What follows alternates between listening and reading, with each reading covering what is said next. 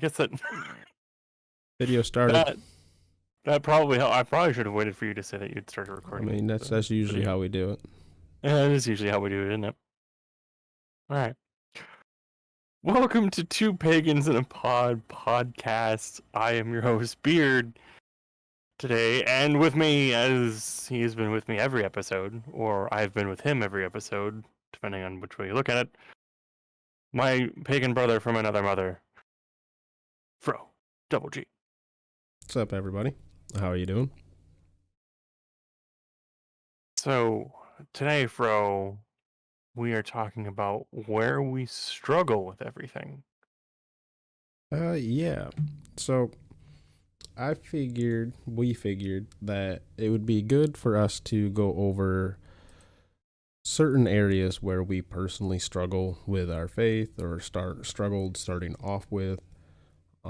Not only just so we can talk about it and, between Beard and I, because honestly, a good portion of this started off as Beard and I just had conversations on Mondays, like a little quote unquote Bible study, if you will, but for pagan shit. Then we just decided to start recording it. That's kind of where a lot of this started. So, A, just so we can bounce back and forth off each other, and B, so we can show all you guys that other people struggle and struggle in different areas, like maybe an aspect where you find like, well, I don't struggle at all there.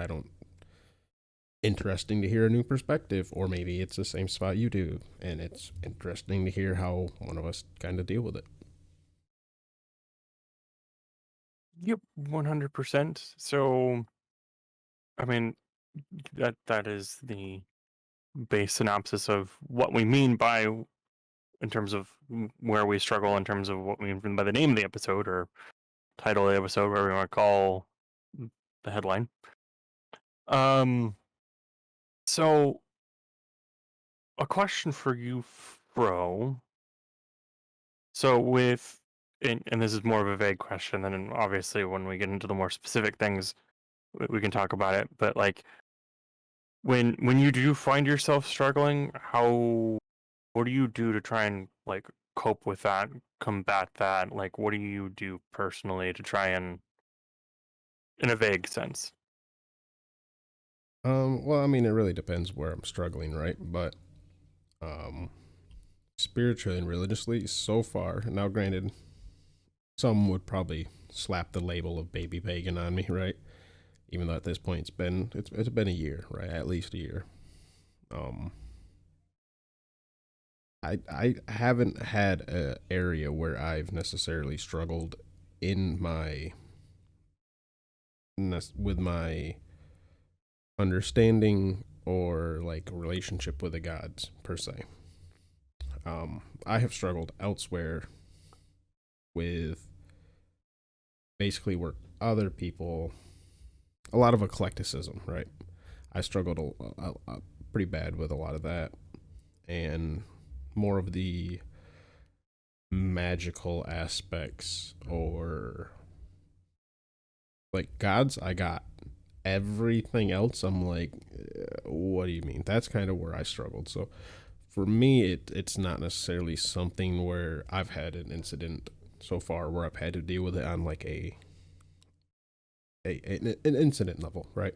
I've had to Right. Mine so far have been more of like thought processes. I forget whether it's epistemology or the other term. I really am drawing a blank on it, but that's more. There's thought processes essentially where I got more caught up on. Fair enough. Which is probably going to be an answer that some, pagans are going to make. That's kind of shit. I was hoping he would say, I struggled, spiritually with the relationship with the God, so I can get some insights. But unfortunately, that's something that I haven't. I'm also rather new. Again, it is a year, but with exploring, praying to, offering to different gods. So I haven't necessarily had an opportunity where it's like, wow, I've offered 4 or 5 times to, Balder, 0, right? Nothing, like no response, no bird sign, no nothing, nada, like no indication. I'm getting fucking, like, I haven't had that yet. I've had like one or two, or various ones, but nothing where it's like repeated, potential felt like rejection, etc., etc. Fair, fair. I mean, and that's kind of, I mean, being at it 15 years for myself. I mean, aside from like the general awkwardness, especially early on, or just kind of that first time jitter of like, I don't know if I'm doing this right for this god.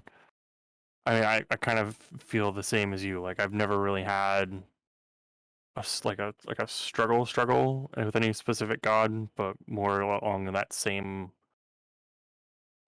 general scale of like thought processing things or trying to understand different things along the way. I mean, there's things now that I kind of, in retrospect, like, wow, why did I think that way when I first started out, or why did I think that that was so complicated when it really doesn't seem complicated anymore, kind of thing. Um, but I suppose we should get into the specifics. So, Yeah, I didn't know if you wanted to go back and forth or just one go let's then see. the other. So you have three, I have three. Okay. So how about we'll go back and forth. So I'll start with the specific one that I have here, and then you can do yours because my last Mm-hmm. one with potential rant time, and in fact I even have it Well, noted as potential rant. I did notice yours says rant, and luckily mine at the bottom just says question mark. I don't know. So I So, mean it's kind of a perfect kind of workout in so time there, spoilers hopefully. for someone who doesn't know how to cope with something or to deal with something they're struggling with. Either do I in a certain aspect. So um so my biggest thing, we kind of touched on it a couple weeks ago when we did the soul episode. I think I mentioned it. So the 8 parts of the soul, which is still something that I'm attempting to grasp at this point. I mean, parts of it Well, make the sense. the 8 parts, the 7 parts, the 9 parts. How we counting? Exactly. I mean that alone. I mean, Not it's to mention easier to count than the Trinity, if you know what I'm saying. I mean, it's easier to comprehend than the Trinity, but that's fair. I mean, and I get the each individual aspects of the parts of the soul, but then you get into the whole topic of the afterlife and oh, if I die in combat or whatever, I might go to Valhalla, or Freya might take me, or if I just die a normal death, I'll probably go to hell, or if I drown on the ocean, maybe Aegir will take me, or any other potential afterlives that we don't know about that, have been lost to time. For whatever reason, there's a disconnect for me.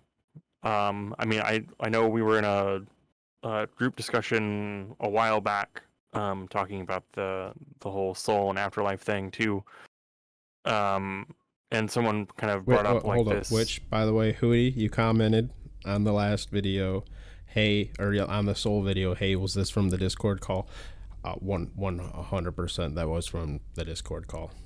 Yeah, That's where we got the idea. We're like, well, we were able to make that a bit of a conversation. Let's expand upon it a little bit. right. And it was a great conversation. 'Cause somebody put in one of the things that like I brought up was the whole like you know one of the theories out there, or a theory that somebody had, was that like maybe you go to all of the afterlives, like each part of your soul goes to a different place, which makes sense to me, or part of the whole reincarnation cycle of life thing, which is something again that appeals to me, and I like the idea of just like the whole like events of Ragnarok and the beginning and end of the gods is all one big cyclical cycle that just constantly repeats itself, as one of the running theories that are out there for how everything works. So I like that concept, but at the same time, they're just theories. We don't have anything that kind of like specifically says that, and I don't know why that bothers me. I think it does have to do with the fact that dying does scare the ever living bejesus out of me, because I don't know what's going to happen. But at the same time, when I do die, if nothing happens, I'm not going to be there to be pissed about it. So it's kind of a weird conundrum that I have with it, because it two things don't seem to connect to me, and I don't know if it's part of like just because there's all the stuff out there about the soul in Christianity and how the soul goes to heaven or the soul goes to hell. I don't know if like my brain is kind of stuck in that kind of concept for some reason, even though I wasn't raised Christian, or if there's just something about the whole thing and the amounts of information out there we have about it that just doesn't connect to me. Um, so I think honestly, like I hate to say it, my coping mechanism has been to kind of put that at the bottom of my list of things to to research and really deep dive into, which is part of my own downfall in the subject because I know I'm nowhere near as knowledgeable in it as some people. So But I do think you can disassociate your religion versus afterlife, right? that's fair. I mean, I never really thought of that before. I mean, outside of like, we obviously like oftentimes there's a god of death of some sort, or that takes care of the dead of some way in various religions. But I mean, a lot of heathenry is kind of just focused on the here and now of being alive, and like fostering the relationship now, right? And Because that's how many that's verses in the Havamal are about like live to fight another day? Like I forget the exact line, but something about, what is it, like a deaf man or a wounded man, blind man can still do something like that, whereas yeah. better to be wounded than end up a corpse or something along the lines. I don't remember it off the top of my head. Yeah, I mean there's a bunch of different lines that are similar to that where like don't take a life just to take a life or yeah, and that whichever one I don't remember how it goes either. I have Which also it's reminds somewhere me, we put it in the show notes that we wanted to do start doing a reading of the Havamal on each episode, but we totally didn't grab my Havamal, so I'm going to slide over here as you keep talking and ignore the squeaky chair. I mean that was most of what I had on mine, but I mean it's fair. I mean yeah, I mean and that's I guess that would be maybe unintentionally something that I've done to cope with it. Is that I do put a lot of focus, especially shit, now. that's going to be loud. Sorry, YouTube. Um, like especially lately now, and especially in like the last year or two, I've tried to put a lot more focus now that my kids are getting older, and especially my youngest, and now that since he's starting to comprehend things better because he's 5, the agreement that me and my wife have of teaching more of it to the kids, and then of course letting them have their own decision about what they want to follow when they grow up. I think that's kind of helped me too, thinking about, and this is more of just like trying not to think about death or like what kind of legacy am I going to leave for after I die for my children, kind of thing. Of like, laying the groundwork with them now to try and make sure that they're the best people that they can possibly be, regardless of what religious aspect they take on when they get older. Making sure they have skill sets and stuff. I need to derail us real quick because that's what I do, right? You know this. We've come up with. You know this is what I do. My ADHD kicked in when you started talking about your kid, and I grabbed this book, and because I just finished editing a book review, it made me think that if we ever get a Patreon, we ever get to that level, for whatever, I doubt we ever gonna fucking get a Patreon because we're just some fucking idiots. But let's say for whatever reason we get to that level, or if you end up getting some extra cash, right? Because I do know you got single income, family of 5. I know the fucking struggle, right? I would love if you were to buy some pagan books, children's books, to read your 5-year-old, and then come back and tell us your thoughts on how it was for the kid and like how valuable it was to like read them the story and etc. like that. That would be amazing. It really, really fucking would. So for any listeners out there, if you want to gift us things, by all means. We have nothing set up to do that. We really haven't. We don't. It was a side tangent. It was just something like, man, it would be amazing. Because you know I what I they could do some for my kids too. I just have to actually go out and get a few books, but it'd be great if you could do it because your kid's like at that age where it's like he can enjoy like he could get the like little kid books that are out there that some like my right, kids are a little too old to enjoy, and then okay well, they would help everyone else out for the anyway. right. Well, I mean, it's fair. I mean, This is like how our ideas start, by the way, YouTube. well, it was like the when I was playing, me and him played Smite this weekend, and they had the anniversary, play 10 matches. I'll not call it fun stuff for Worlds. So we were playing, and the first match we played, I picked Odin, and he goes, Odin? Odin? Like, like on my necklace, Odin? And I'm like, yeah. Like in the stories, Odin? I'm like, yeah, same guy. Daddy, you're playing Odin. Like he got so Oh excited about it. Like it was just because he put two and two together. Because the necklace I got him, it's a little pendant that has it's Odin with his ravens yeah, and then you on picked it. the Odin basketball skin and you started dunking. No, I don't have that skin because I'm poor. I was just talking shit because no. Then you picked the Odin hot dog skin. I mean, that one I would rock if I have it. They are funny But things. Okay, I know we're already like derailed, right? we are. So I'm gonna go ahead and take us to the next track. We're gonna get you on the complete wrong one here, but people have asked me my thoughts a few times, right? Obviously, because I play so much Smite and shit like that, and just in different discords, not knowing like what games I play, or because of the new God of War that came out. Thoughts on like depictions of gods in video games. I don't give a fuck. That's my opinion. That's literally my opinion. Negative or positive depiction. The only thing that could bother me a little bit is, I guess, spreading misinformation. But even then, I don't blame the person. Like, I'm not upset at Marvel for taking the stories and twist them and all that. I'm more upset that people are dumb enough to think that a comic book company is releasing historical or stuff that may have been based on actual like historical mythology, which is kind of a weird thing to say, but like historically written about mythology. There we go. Right? Like Yeah. I'm more dumb that people are like, yeah, I know everything from Marvel, so I'm gonna say this because that's what they based it off from, and it's like, well, check, no, but check. I mean, they kind of shoot themselves in their own foot based on, not copied from. Like Yeah, based on in its of itself is literally saying we took this and then we made it our own to make it fit for what we needed to do. That's what saying something like that means. So I mean, anyone who uses the argument of it's because it's based on that. I know what I'm talking about. No, no, you don't. Not until you've looked up and I, researched and honestly, fully understand.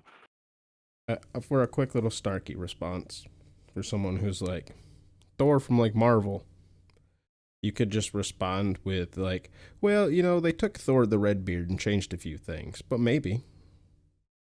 And then they'll be sitting there like, Thor the Redbeard, what? And then just leave it at that. That's fair. That's very fair. Anyway, bro, I think it's time that we get back on track though, Yes, with back on track. your first major struggle, or for I don't want to say major struggle, your first struggling topic. So one of my biggest struggles I have would be magic.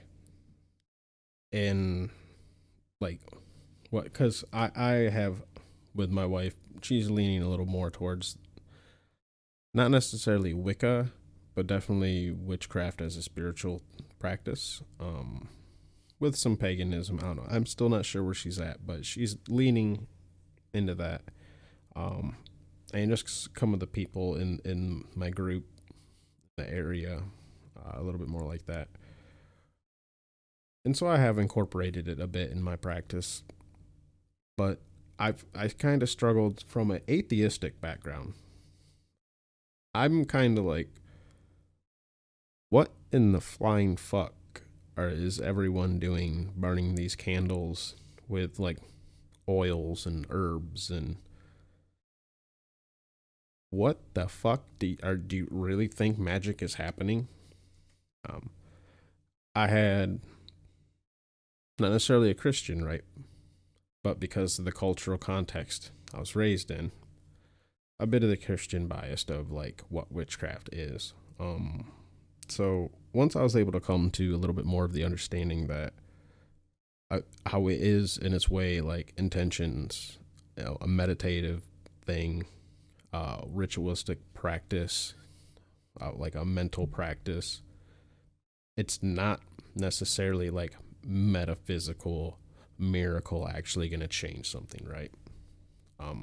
It is a bit more of the like mentality of like if you want something, you got to put your mind to it. It is a little bit of that like you are thinking about things, you're focusing about it, you're looking at things from different ways, and that's all part of like the intent, right? So the way I've kind of looked at it is like it literally is just like spicy psychology, right? Like spicy self psychology in its own like self therapy in a way.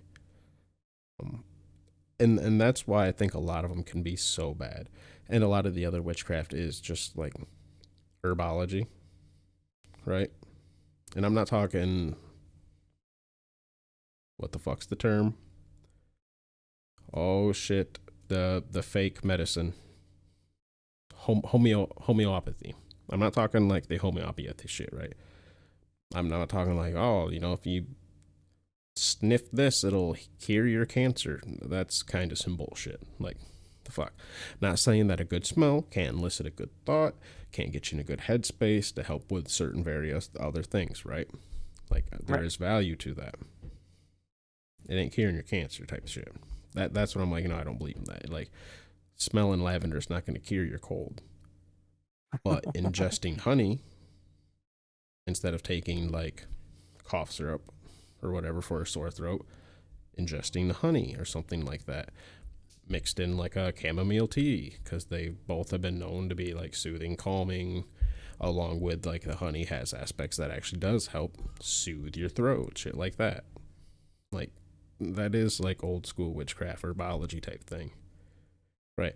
Combine that with the intentions, the mind clearing, like meditative thing of going through the whole process of making the tea, etc., etc., etc. It's a spicy psychology, like, and that's kind of how I coped with it.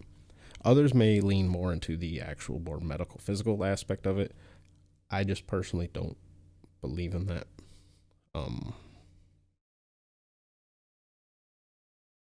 I'm really torn on like some of the like elemental control type thing, right? Like the people, and what I mean by I'm torn on is like I don't think you can cause a candle to flicker, right? Like I do like I find that claim very very odd. But I do think that there is some value in like focusing your intent and your energy onto something, but I just don't think it ever really manifests on like a candle or something like that. If you look more of the aspects of like holy places, right? A lot of them outside of the ones that are like natural wonders or like built wonders, what essentially makes it holy and gives those places the feeling of holy outside of society and culture telling you that? The combined intentions of everyone that's been there using it as such? Maybe. I don't know. Possibility. I think there is a bit of a psychological aspect that can be put into that. But yeah, that's kind of where I struggle. Magic. Not Harry Potter. I get that. I mean, there's a lot to it, and there's a lot of resources out there. But yeah, I mean, I would 100% agree with your take on it just being a kind of a spicy psychology. Well, And that's what wait, I think a here's. lot of it, Well, can that's I what a give lot of it another real really, quick example? yeah. For a spell that I cast. Right now, I will claim it as a spell. It's probably like my first or second one I attempted. Um, that was actually just a prayer and a ritual during the super blood moon last year. I tied I had a candle that I tied had like this little like cloth string, not cloth, like fiber string or whatever. I tied that to the wick, and on both sides of that, I had a piece of paper. And I think I had brought this up. I had a piece of paper with, I think my family was on one side, and a desire was on the other, or maybe it was just my family on the different sides. I don't remember exactly, and then I just like lit that. We watched the candle burn down under the super blood moon, had a prayer, moment of silence, just enjoyed the time there for like 5-10 minutes that it burnt, and that was it. Some would classify that as magic. I do, or at least casting a spell, but it was very much so just a ritual in its own right too. And I don't think that there was like anything now that's gonna bond me and my wife together through some sort of actual magic. But we prayed to Mani and to Frigg to strengthen our relationship and our family bond and keep us together. So if you want to look at it as that is the link, then yeah, maybe, right? And I guess that's the other aspect of looking at a magic. Go ahead. Now you can take over. Well, I mean, so like I was saying, like, I kind of agree with, your take of it being spicy psychology. Because I mean, and I'm a strong believer in the phrase that magic is just science we don't understand yet. And I think there's a lot. Especially you do divination. Right. I mean, I've dabbled in that between tarot, between runes, um, just kind of I don't want to say like my moments with like, 'cause I think we talked about it. I don't know if we talked about it in an episode or if we talked about it in one of our chats. Um, like anytime someone in my life has passed away, that moment before I get the news, I always have that feeling that like I always associate it with hell, but I just get that feeling that she's there, like, prepared to comfort me, or she's starting to comfort me, like, just before I find out. Whether you would count that among those things or just count that as a UPG, same kind of difference at this point for me. But like when it comes to like doing the magic spells of Wiccan and Wicca and stuff like that, there's some science behind it, and then there are other things where it's like, okay, this I don't know who did this or how they came up with this, but either this doesn't work for me, or this is just a whole cloak of crack, kind of like the whole smell this burning clove of lavender and you'll suddenly not have cancer. I mean, we can scientifically know that that's not a thing. Like we know the science behind that.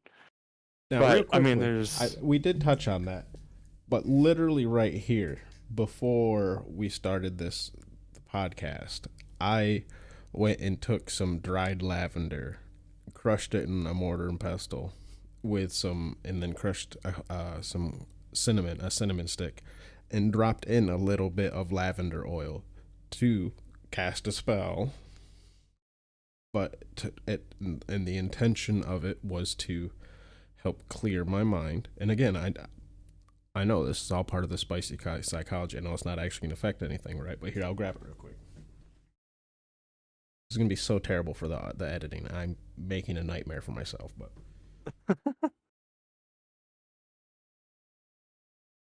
Right? So here it is, everyone who can see. It's just that together, right? In this bowl. And then I'll just take it and then just kind of swirl it around a little bit to get it to mix.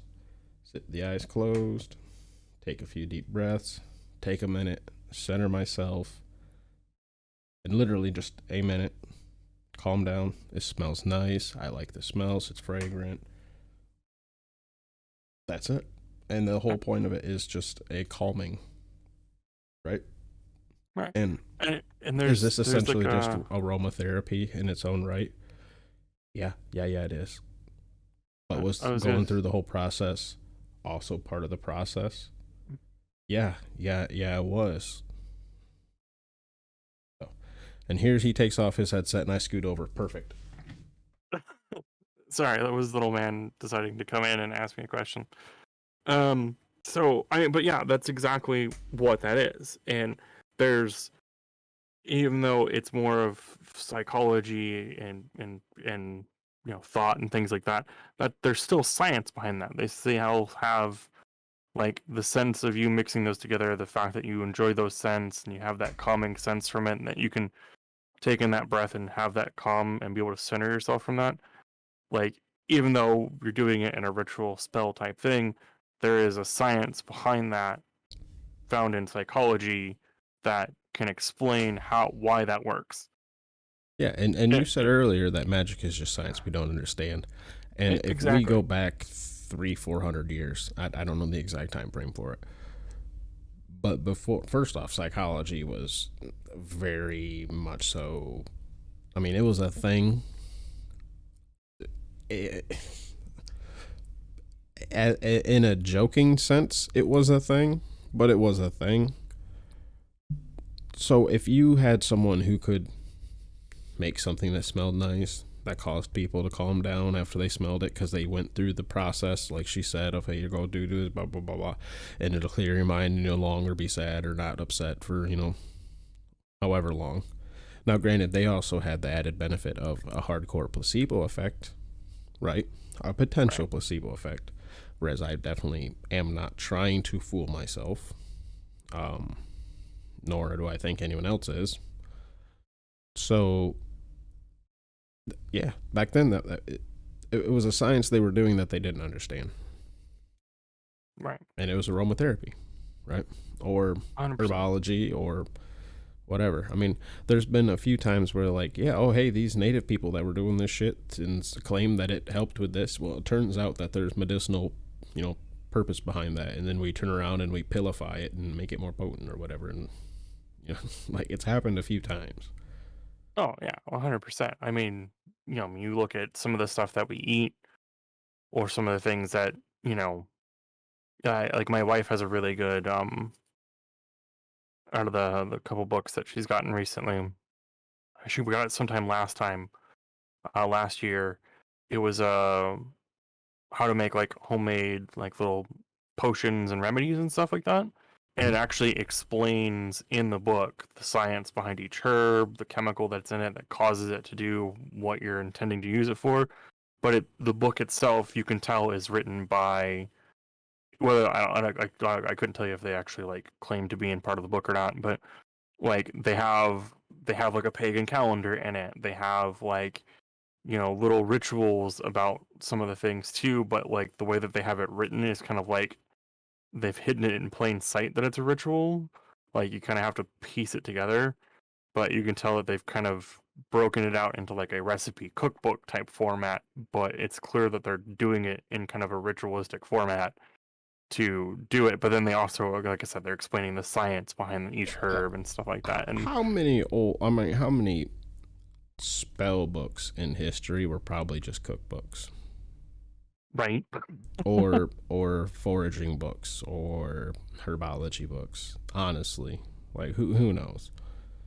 I mean, don't get me wrong, there's probably some heretical texts, if you will, but we are beginning to tangent and getting quite long ones. Like I said, I took us 2 rails off, so I apologize for that. That is my job, though. So with that, then I will put us. I mean, not that tangent wasn't, that was all part of the topic, but to move us forward, my next biggest struggle, I'm sure you would probably agree with this to some extent. Local community. Where my heathens at, bro? Where my heathens at? This one's a hard one. Because I mean, part of running into Fro wasn't that I was looking to meet Fro. I mean, I was looking to meet people like Fro and other Norse pagans. I was trying to meet them more locally, but I just happened to stumble upon Fro in terms of coming across his podcast for Smite, and then he streamed for a little bit, and I would go to his streams, and became 2 pagans in a pod. But like between posting, which I haven't posted a TikTok for a couple of weeks now, which I need to get back on track with that. But between my TikToks, my Twitch, the now Facebook group that I've made, which I need to work on that still too, and make that better and a little more active. Between those things, and then I've made several attempts to reach out to supposed local groups. I've attempted to join local Facebook groups that are on my thing. Either have never gotten back to me, the groups are inactive, or the groups are full of advertisements of, hey, come buy this nifty axe I made. Which looks like an axe from Etsy, which is really weird. So are you literally ordering from AliExpress to fucking upcharge it $20 and sell it to me? What the fuck? Right. And then I've attempted, I think it was 2, maybe 3 times in the same day, listing on Craigslist, and all 3 of those ads were removed due to user complaint.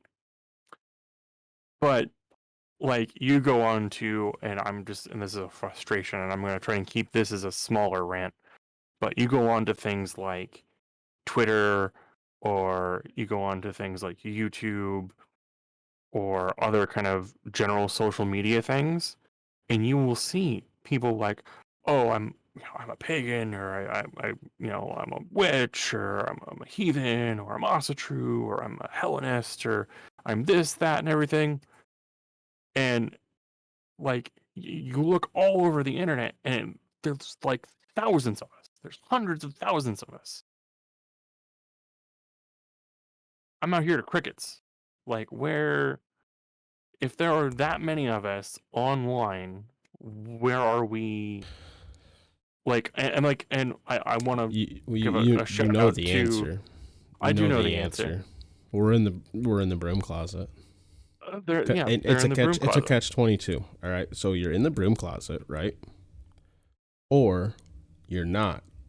You are actively branding yourself as a pagan or a heathen, or you have to actively be looking. Like, you and I running into each other, we can't call it a coincidence. Your Twitch name is Norsing Around.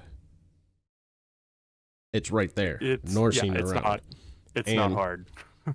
And me, I had 2 intentions. Finding out, are you Nordic at all? Because if so, do you speak Swedish? Because I want to practice speaking Swedish. So you're a Smite player who may be speaking Swedish? Boom. There's a reason to introduce myself. Or you're not. Are you pagan? That was the other intention. And then the third option, you could just been someone who's a fan, right? Which that's happened to a few. Right. And there's another streamer I ran into, right? He has the word Viking in his name. So I'm like, yo, I see that your name is Viking and you're wearing a Mjolnir. So again, he's branding himself as a pagan, right? I don't want to say put out the dog whistles, right? Because that's bad. But he's like putting out some signal flares, if you will. They're like, hey, I might be pagan. So, and then I still had to come out and ask, because I'm like, hey, what's with all the Viking stuff? And he's like, yeah, just really like it. And then he's like, showed me his Mjolnir's wearing. I'm like, and I had to just come out and flat ass say it, right? And it's kind of one of the things like that we have to do that. And a lot of people don't want to put themselves in that situation, right? Because like if you look at Facebook, for instance, with your Facebook friends, unless you want to go through and manually put that just, X person can see this, or want to go through and put X and X and X and X and X and X can't see this, right? That way, your grandma doesn't see a post to some other person that's like, hey, I'm pagan. Or like on Facebook, again, there's certain groups where people can see that you're in them, right? Right. So grandma's like, wait, why are you in the witches circle? Huh? Why are you in local pagans of the pagan place? And it's like, well, great, right? So they don't join those groups. And then they don't network. So I think that is a bit of a problem. And especially when I do know this as someone who started off a Facebook group, if you start one off private, you can't make it public, right? for that particular reason, so people can't just like, oh, this is a private group, and then we made it public, and then oh, you didn't want people knowing that you were, into this type of thing, and whoop, here we are. Sorry, you're exposed as a furry now. So I get it, right? There are certain people who don't want to be known that they're in certain groups, like being a pagan for that reason. It is a catch-22, right? You have to put yourself out there, or have to be looking, or actively be looking. And Right. if you're just trying to get by, which most pagans are just trying to get by, you're probably just trying to pass off as a fan, right? Because let's say I'm not wearing this shirt that says Loki, I don't have my Mjolnir, I don't have, shit that like makes me look like I might be a heathen.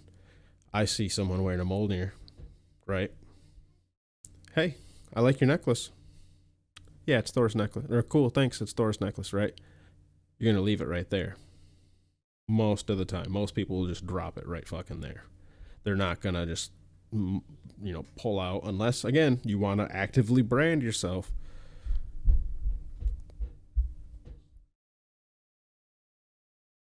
Right. Sorry, I paused right there because, loud stomps happened in my house too, so. I mean, weekly reminder, we have kids. Yeah, right. So one thing I want to bring up real quick, and we can get in a much deeper one on this, but I looked up a statistics thing, and I tried to follow up on. We probably shouldn't get into too much deeper one because we've only been like halfway through our stuff, and like we're pretty lengthy recording already. So, because I'll let you do your two, and then I'll do my rant one last. Or I'll try to keep it short. But the statistics I want to bring up real quick. The most in-depth one I could find was from 2015, and I've tried looking up a more recent one, but I can't find one that is as detailed as the one that I found. But I'm gonna have to go back and find it. Or if someone can find it and link it again to us to help me out too, I'd appreciate it. It was a study done in 2015 where it rated religious persecution and the likelihood based on what you identified as. Now, it listed Christianity as just anything that listed as Christianity, Mormonism, Catholic, Catholicism, anything. Then you had Shinto, Buddhism, Muslim, Judaism, and then they had Arabic, and then they had indigenous and folk religions.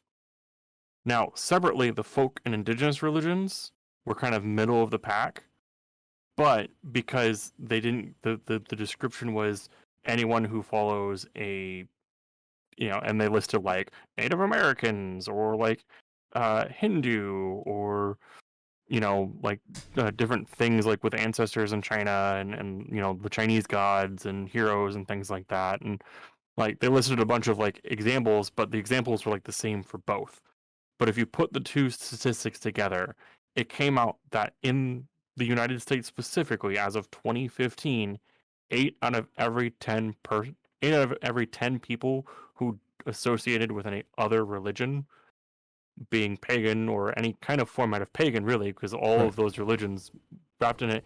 8 out of 10 people. Not Muslims and Jews, but but they were their own categories. So, but it was 8 out of 10. If you combine their statistics, it would have been 8 out of 10, or pretty close to 8 out of 10, people who openly identified as basically a pagan or other religion would find themselves harassed, murdered, loss of job or family, or other forms of persecution. Persecuted, Yeah.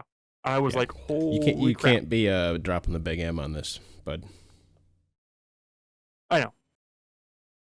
Because of YouTube, unfortunately. I hate it, though. Actually, are we allowed to? Because they got weird, like, there's time frames, and we've only set it like one. Fuck it, whatever. I'm bringing up a statistic. Not like we're getting paid. Not like we're getting paid. Right. That you can't say. But, yeah, so, I mean, it's... I've tried looking up a more recent statistic, but the only things that I get are, Christianity is the most persecuted religion, which, okay, by sheer volume, they kind of win. But um, all of those usually don't include any of these other statistics. Again, we can deep dive this in a different day. But anything I find is all just centered around Christianity now, or they just have Christianity, Buddhism, Shinto, then they leave out other and indigenous from the statistic. So if anybody does find that statistic that I'm talking about, or finds a more recent one, please link it to me in some way, shape, or form. So with that, put us back on track, bro. So the next one for me, and I kind of already touched on it a little bit, like how I was able to manage with the gods and all that. But I couldn't really understand spirits, right? Like I could understand gods, well, like when they were scaled up. What the fuck is a house spirit? Land spirit? This rock have a spirit? This creek, stream, river, lake? At what? I mean, where do you stop? And it again, it treads back quite a bit to the previous one. I think a lot of it has a bit to do with the energy and intention of the area itself. I mean, a lot of it has to be like what constitutes a spirit, right? What constitutes a god, for one, right? Now, I do feel like gods are definitely more awe-eliciting and larger seeming, right? Right. What necessarily, like, I don't know. It for me, it was just always hard. Like, what causes them to be born? At what point does this creek get, a spirit? Does it have a spirit? And to me, I think it's a bit more of like the collective energy and intent of all the organisms that live there, right? Because like you can look at certain creeks and be like, this is just kind of dead and desolate. Like you don't feel anything there. Then you look at other ones and it's like, it's teeming in life in its own right. You know what I mean? And like, it just feels alive. And it's like, well, yeah, again, like you can almost like feel it. And it's like, well, and if you take it the fact, like I said, that it's not as awe and eliciting, I think that could be a spirit in its own right, right? Oh, absolutely. It's the like the collective intent and energy and the will of everything there.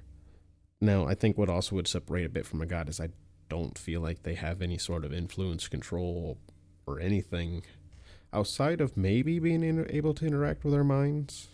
But again, without the awe eliciting. Yeah. Right. And then as far as spirit, okay, go ahead. I have one quick it's a recommendation for you if you haven't already. One thing that really helped me kind of understand the whole, nature spirits and location spirits and house spirit and things like that is being a big fan of anime and Japanese culture as well. And this, I will admit, I'm like a super fan nerd.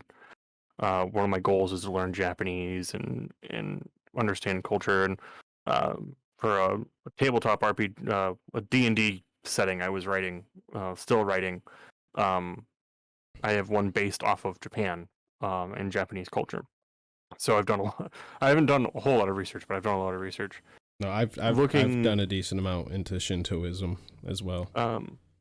I haven't looked specifically at Shintoism, but I did because I'm gonna derail your derail, and that's because in my hell spiritual experience, I have brought this up to you if you remember. Yeah. There's a fox. I've asked local indigenous Native American tribes. I asked the local ones, do you guys have fucking fox at all in yours? Is this maybe a local spirit? What's going on here? Because foxes, that as far as I know, please, anyone, if you know anything about a fucking fox in Norse mythology or any mythology, honestly, I will look into any fucking fox. Please, I have a UPG involving one. Let me know.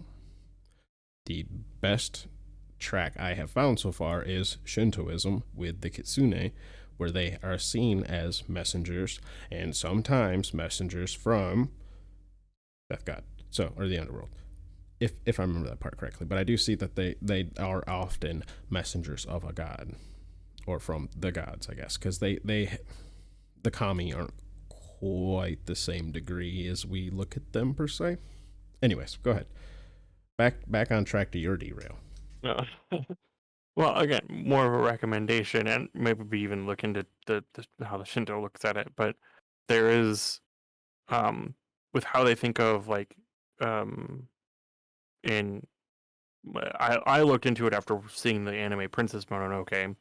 Oh my fucking god! Looking into this was an amazing anime. Love that. That was the first DVD I ever bought. Nice. I know there's gonna be kids out there that are like, "What the fuck do you mean DVD?" Right. And then there's gonna be old people out there like, "That was your first DVD I bought. This back in 2003." How I remember buying anime on cassette. How old does that make me feel? Yeah, there we go. Kids don't even know what a VCR is anymore. Anyway, so like if you look at how they present the spirits, and they're like the spirits of the forest and Princess Mononoke, it's not like you look actually just into Japanese myth and how they present the spirits and things like that. I found that to be very helpful, because that's again that's kind of that whole grand scale, like, it might just be, this tree has a spirit, this tree has a spirit, this bush has a spirit, this place has a spirit, because it's all of these spirits, is kind of one of the takes out of one of the takeaways that I took out of Japanese mythology. Whether that's correct or not, I don't know. But by looking into that kind of helped me years back when I was trying to better understand how, nature spirits worked, and thinking of them. So that is my recommendation to you, Fro. So I didn't have as much struggle when it comes to like the animals, right? It was more of like, or plants necessarily. It's more of like the inanimate aspects, like the locations and rivers, because I remember as an atheist, and this is what pushed me into my agnostic skeptic step, right? I remember the time I felt the magic die of zoos, right? Of going to the zoos, the joy of the zoo. I remember the magic dying, and it was me staring at a eagle that you could tell had just a broke down spirit because he was stuck in a zoo. And I'm like, you can just, yeah, there's some about it. That definitely led me. I'm like, I can feel this animal as he looks at me, just like, I don't know. I felt like this bird was staring at me with disgust for the way that we are like having him, and I'm like, this just like, it was a bit of an experience. It was one of my, as an atheist too. I'm like, what the fuck? I'm having thoughts I shouldn't for a fucking bird looking at me. But it was one of my first steps, and it was literally the magic of the zoos dying for me. To top it off, by the way, it was a bald eagle.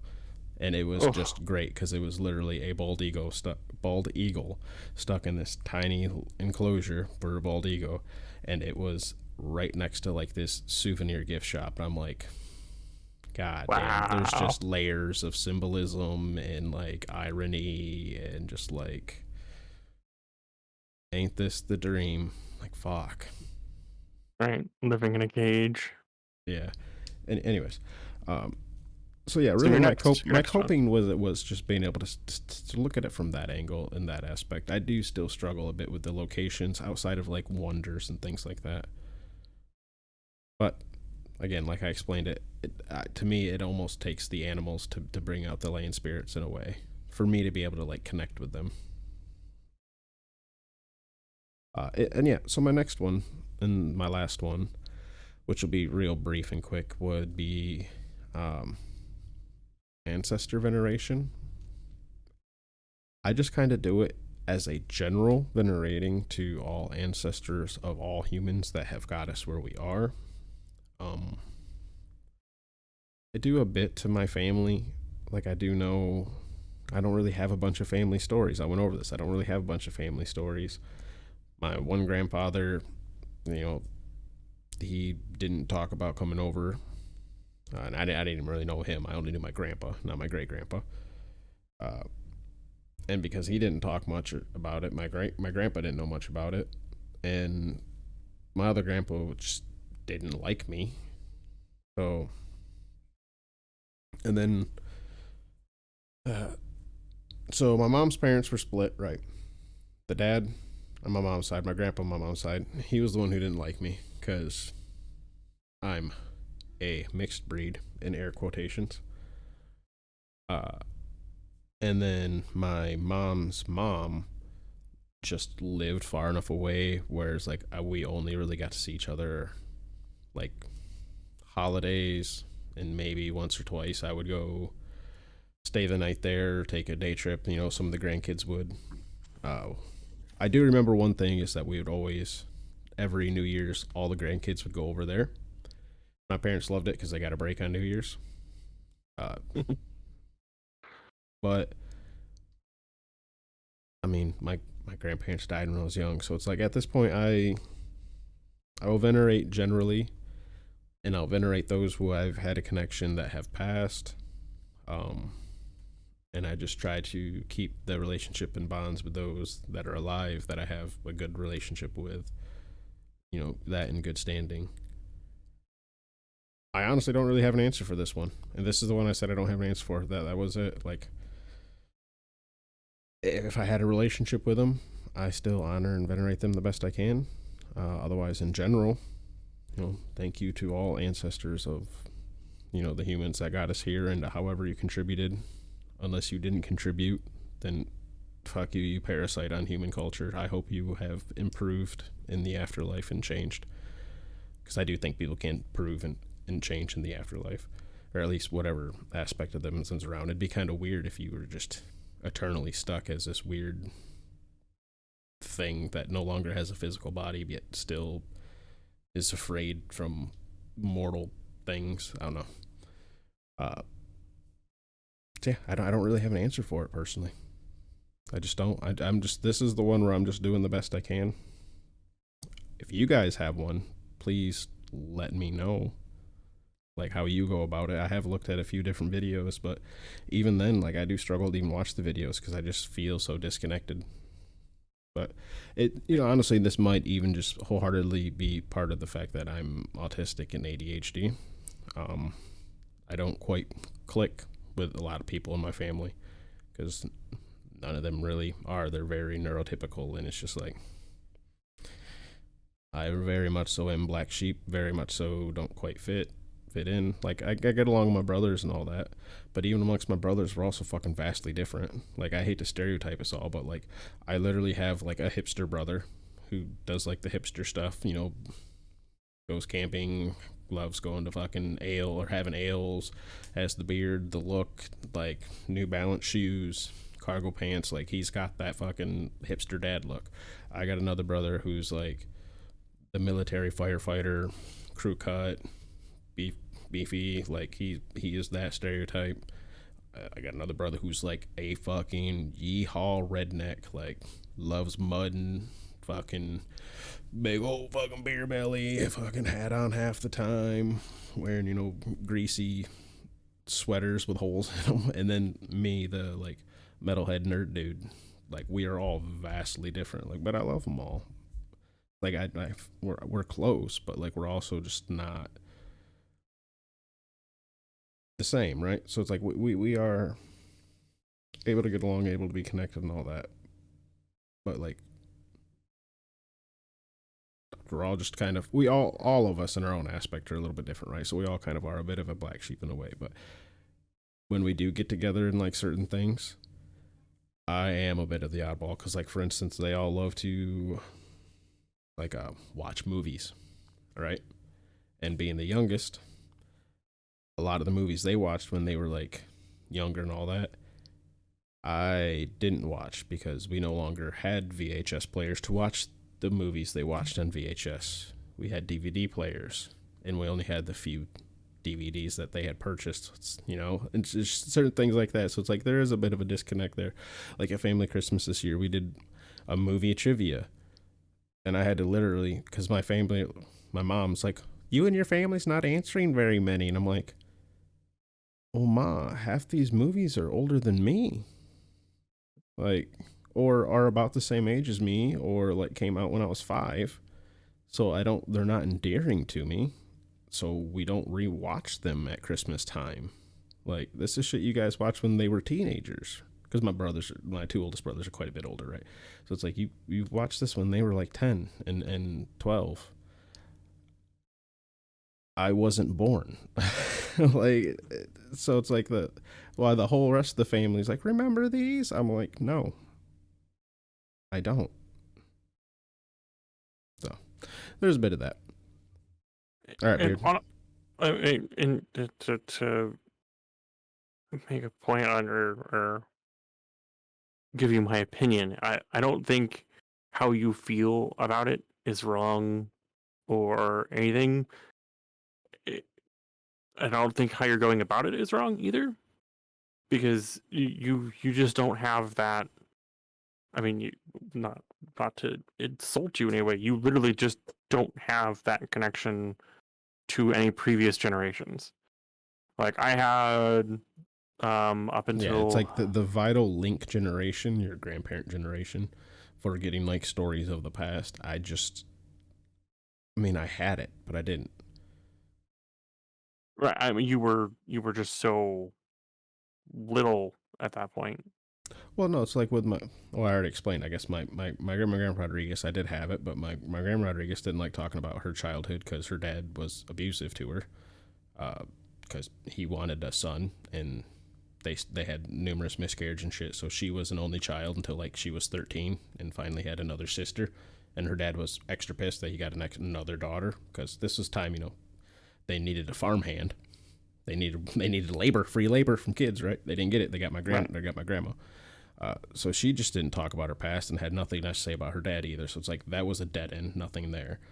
My grandpa Rodriguez, dead end, nothing there because that didn't talk. Racist grandpa, nothing there. Other grandma, barely got to see her.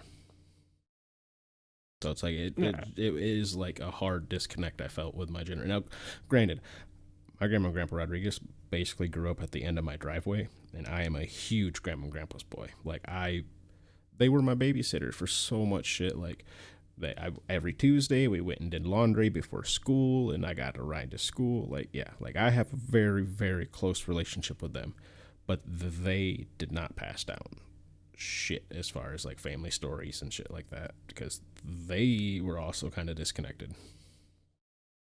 And that's all just part of that chain that you have. I mean, if anything, Fro, I mean, maybe this would be an opportunity for you to start a chain with your kids, and then when your kids are old enough, their kids. I forgot to bring that up. That is one thing I'm trying to focus on. Is just like that's what I meant earlier about like with the people that I have now. Yeah, definitely. And because I mean, having that disconnect when they have the disconnect, like you said, which then has fed into your disconnect. I mean, having just a general veneration when you feel that it's necessary, I don't think there's much more that you can do other than, I mean, this is just my opinion, but other than just starting the chain for yourself and your family, and then with your kids, and then their kids, and then their kids, and so on and so forth. I think is which I think really, a lot of us can relate to when it comes to I mean, in an ancestor veneration, maybe not necessarily everyone can relate to, but in a religious aspect, yeah, because how many of us are first or second generation heathens? So, right. Anyways, we probably should get to your points here because we are getting a little over time. I'm going to try and keep this. This is. I feel like we need to have some kind of like cue, like when I'm going to get into a rant. It's just kind of like a big noise or something. I don't know. Anyway, so my final struggle, my final point, is definitely one that has arisen as part of finding local community. That's finding big communities and global organizations and global communities. Because either they, for whatever reason, are on this extreme of the spectrum or this extreme of the spectrum. Not a whole lot in between. And the people that are in between are getting so much flack from this group and this group that they don't want to be in the limelight and tend not to being around or not be active anymore or have been shut down by who knows who. Yeah, and we're not even trying to like throw up any sort of centrist smokescreen or anything like that, because we're both rather left leaning, right? Like Yeah. I say left leaning instead of like we're both rather on the left because of like who the people we're talking about are like I'm not looking to anarchy the government. Like I don't want to burn down the establishment here. Like that's the extreme left that he's talking about here. Yeah, Like because I mean, you could easily throw both of us into the woke social justice warrior category, and I guess I mean I have no problem with those labels because I don't give a fuck what you call me. But yeah, I mean, I've learned not to let things affect me, and that's why I'm more of an advocate of if someone's gonna throw some flack at me, I'm gonna throw the correct information at them, unless what they're throwing at me is fact that supersedes my fact. no, yeah, I just wanted to clarify because there is a lot of times where saying centralist or centrist, whatever the fucking term is a bit of a dog whistle in its own right, where it's like where it's used as a way where it's like ease off the Nazis. That's not what we're saying. Fuck the Nazi. Oh shit. That's not what we're saying. Fuck the other people, the radical German party, 1940 assholes. Yeah, that's what we're saying. We're saying fuck those people. Like we are definitely in that category, right? Well, absolutely. I mean, and there's just there's so much. There's so much, and this is where my rant's really gonna go. Is we spend, and especially lately, I've been kind of feeling or getting that notion with things that have happened over, I'd probably say the last year for sure. Especially since I'm trying to teach more to my youngest, and going to some of the school events and stuff.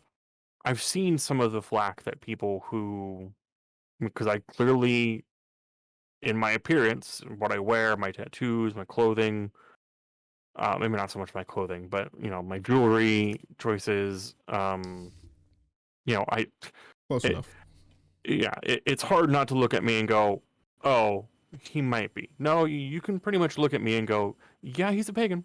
I mean, short of wearing period garb. Except I for a mean, lot it's of hard. people don't see pagan, they see racist. Right.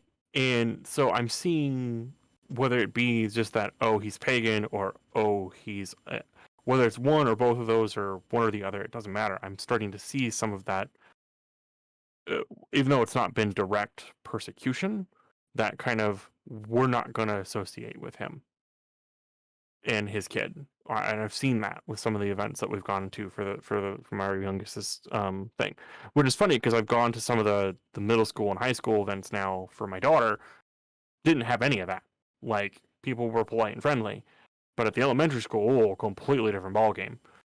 But having seen some of that now, and this is where my rant comes in specifically because of these, the one main extreme that everybody knows and associates with the white supremacy, the racist, piece of crap people, they give this negative image to me, which I don't like. On the opposite end of that spectrum, the people who I do tend to agree with more, but then take it to the extreme measure of they want to kill the white supremacists, and the white supremacists want to kill everybody else. There's no difference between the complete opposite extreme wanting to kill the other complete opposite extreme when the complete opposite extreme wants to kill everybody anyway. That doesn't make them any better, and it just continues to give negative light to people like me, people like you, Fro, anybody in between.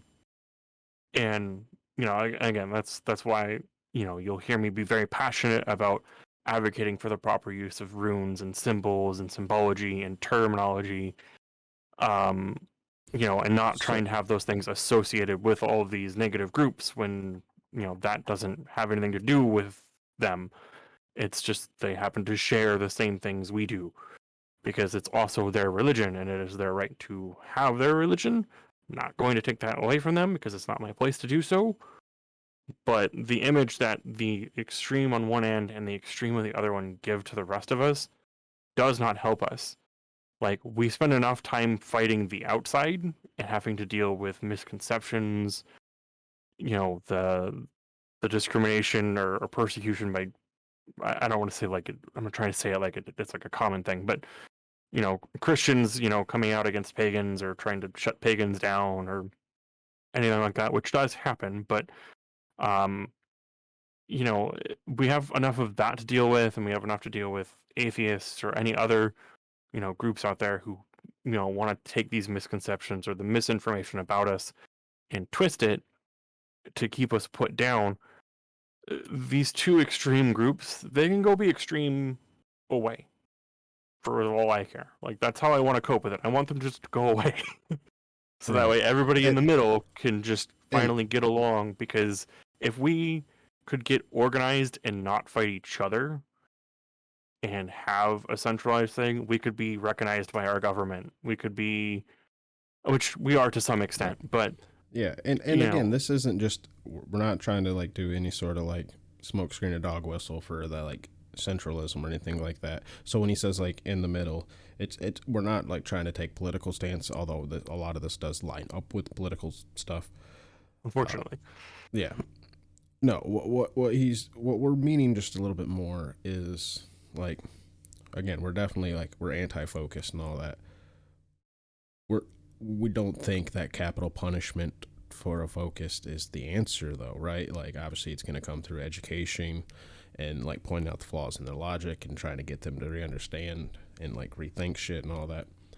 I'm perfectly fine with people not wanting to do that, like not wanting to be the person who does that. I don't necessarily want to be the person who does that all the time, right? But I mean, capital punishment for them is not the answer, obviously. And then you do have just like, sorry, there was a big bang. I got distracted.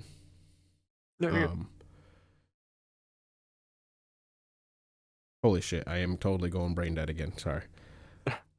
I yes, mean, and we are totally against that, but we don't want to have to spend every single waking minute of our time trying to go hunt down every extreme alt-right person. Like, if you want to go hide under a rock, go hide under the rock and leave us the fuck alone.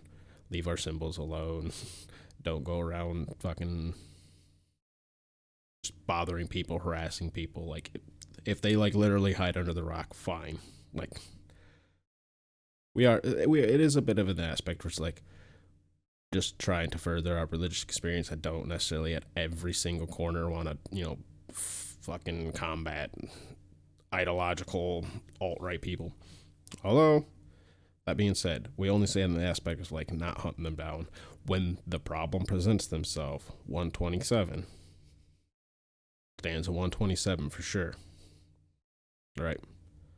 absolutely. I mean, and that's the thing. Yeah, like if I were to have a conversation with, let's just hypothetically say here, tomorrow I run into another pagan, right? Just happenstancely, finally, for the first time in my life in Wisconsin, I run into another Norse pagan. And I have a conversation with them, and they are perfectly normal seeming Norse pagan, and then 2 months from now I find out that they're they don't like anybody who's not white. I'm going to have a conversation with them because it has presented itself. But I'm not going to actively like hunt that person down, or like, hey, would it be nice to know right out the gate? Yeah, it probably would come out. Let's clarify right out a the little gate, bit more. That conversation, right? And depending on the result of the conversation, hopefully mind are changed or ties are cut after that. Oh, absolutely. Because I'm not going to associate with that kind of person. Right. Like, we're not looking to associate that. Right. I have a mixed family. My both of my stepkids are mixed. They are not they're not just white kids. So you know, yeah, I definitely don't want to associate with that person, because I wouldn't want that person around my children, for starters. Plus, that person would want to be around my children. So obviously, there's not going to be anything there. that's just to reinforce the point you made.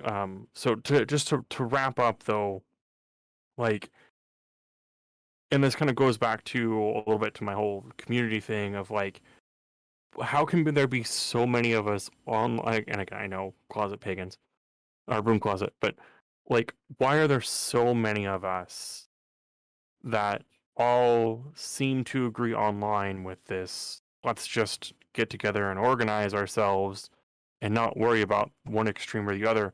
Why can't we get it done?